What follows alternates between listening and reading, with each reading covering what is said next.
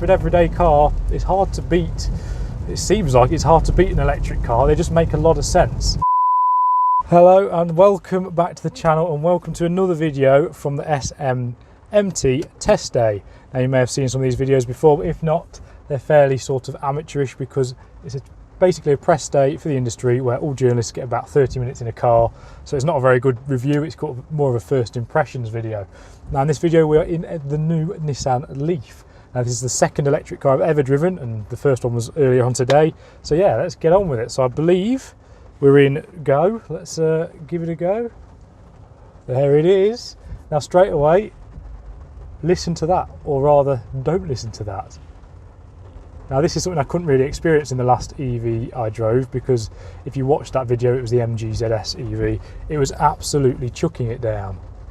Either that or it just wasn't quite as refined as this is, or as well finished. Yes, this feels remarkably weird.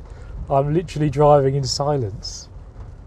Wow. Okay, so we've got some very strong regen braking. I can never say regenerative braking. How do I change that? That's going to be the first.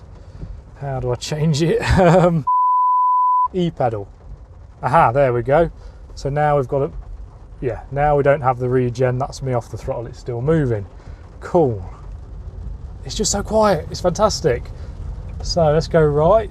This is my little test route for today. See what the acceleration's like. Now I will go over the stats on this car, but I'll probably do it via voiceover because I have a spec sheet here and I've obviously not read through that, so I can't give you all the facts and information, I'm afraid. Possibly a bit of a bad mistake on my part. Okay. Okay. Yeah. Yeah. Yeah. Plenty of performance. So that was up to sort of 60. Wasn't foot to the floor or anything, but absolutely no problem at all. I think, like I found in the ZS, the fact that the performance is just always there just makes the driving so easy. Right, so now we're up to speed a bit more. I can kind of hear some of the road noise that I couldn't hear at the slower speed, obviously. But yeah, it's not too bad. It's fairly subdued. It's a lot quieter than it was in the MG ZS EV. I think that's more of an issue with the standard MG ZS having a lot of road noise opposed to the EV being bad. It's just the car it's based on. But yeah, it's nice and refined in here, really. I mean, obviously we've got a lot of rain today, which isn't helping things, but I'm enjoying this. So at the moment I've got no regen, or a very little amount of regen, so it feels like when you let off the throttle in a petrol car. Yeah, it feels very natural to me. Like I say, this is only the second time I've ever driven an electric car, and to be this comfortable so quickly, you know, I think that's quite a bonus, to be honest. Visibility, what's that like? Wing mirrors, big, they're nice. Out the back it's not brilliant, that's quite a small opening, but it's not the end of the world. You can obviously still see, it's just not as big as you might want. What else can I comment on? The ride seems, obviously we're not pushing the extremities of handling here, but the ride to me seems composed. Obviously it's picking up bumps, but it's a refined ride. It doesn't feel crashy in any way at all. It's difficult with these videos, as I'm sure you can imagine. This is only a little 30-minute test drive, so it's quite hard for me to quickly figure out everything about the car, but I'll give it a go. The thing is, with it being electric, there's even less for me to comment on because I can't talk about the gear change, for example. Right, I reckon it's time for some actual information. So the car we have here is the top of the range Leaf E Plus Tekna.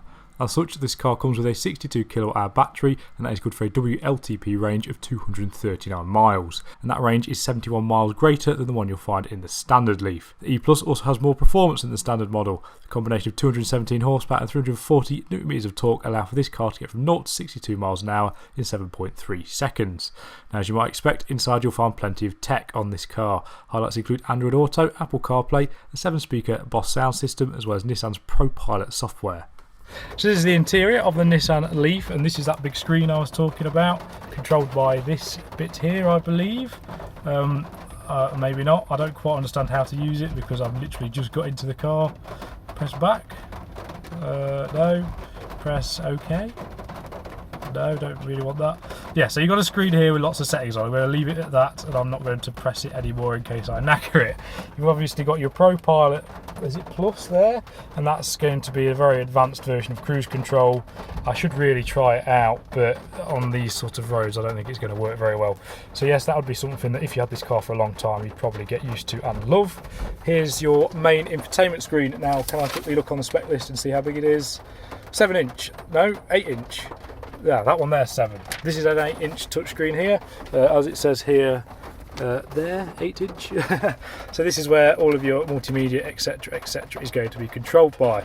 Now again, I know I'm using this as an excuse, but I haven't got the car for very long, so therefore it's a bit difficult for me to make the most of this. Let's just go on there.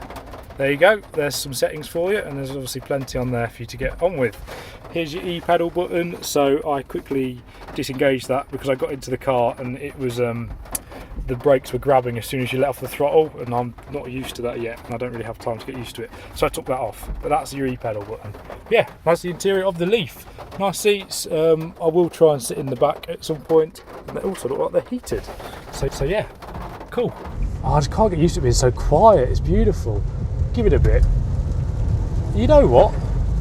It's quick. it's quick enough. I don't know what the official stats are, but yeah, that didn't feel slow at all. Yeah, I'm impressed. I'm impressed with this.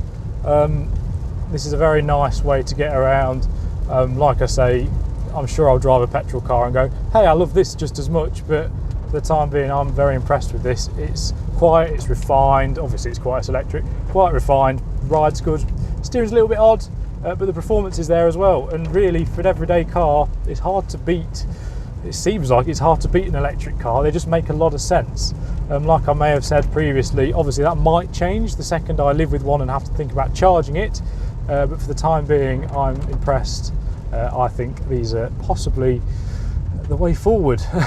Well, I reckon it's time for me to give you a bit of an impression of the outside. As you can see, it's raining, so I'm going to be swift. Oh dear. So this is the Nissan Leaf outside. Now I do quite like the looks of these. I prefer them over the slightly round first generation. I think this facelift is an improvement. Not entirely sure why you've got a blue bit of trim down the front there. It's probably just to show off that this is an EV. Yeah, what do you think of the looks? Let me know below. Let's have a quick look at the boot whilst we're out here, and whilst I'm getting absolutely soaked. Let's have a look at the back as well. Yeah, not a bad looking car. Let's see what the boot's like. Okay, that's a decent size. It's very deep. Big lip there, charging cable, and it looks like that's a subwoofer, so that's cool. Let's have a look at the back seat space quickly then. Now, oh, okay, straight away I can tell you that this floor is raised compared to the front. I assume that's for batteries. Now this seat is in the position of a driver. Well, for me, I'm 5'11". Plenty of knee room, as you can see. And headroom, hoping you can see, isn't too bad either. As with all videos from this test day, this is a fairly amateurish, quick video. Hopefully it's given you a bit of an insight into the Nissan Leaf. I'm a big fan. I can see why electric cars are possibly the future. Well, they are, I guess, because manufacturers are just building more and more of them. Anyway, I've been Bleak. If you could please like, comment and subscribe, that'd be great. And I'll see you in the next video.